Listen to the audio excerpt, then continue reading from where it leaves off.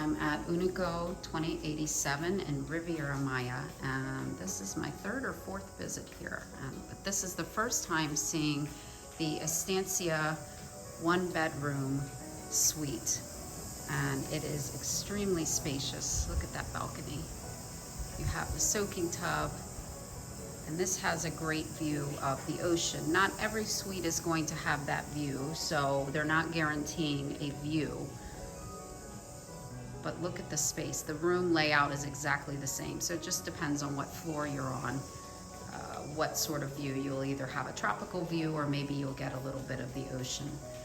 And these rooms, while they are extremely spacious, they are only for 2 adults. You cannot put more adults in here. It is not allowed. They won't allow rollaways. So this really is for, you know, a special anniversary escape, maybe a wedding couple that's doing a destination wedding here. We've had our wedding couples stay in this suite. It's nice to have it as home base when you're doing a wedding because people are coming in and out of your room all the time. So this really gives you a nice living room area separated from the bedroom. And again, we have a huge bathroom, great soaking tub, and double vanity sinks. So I'm really excited I got to see this room.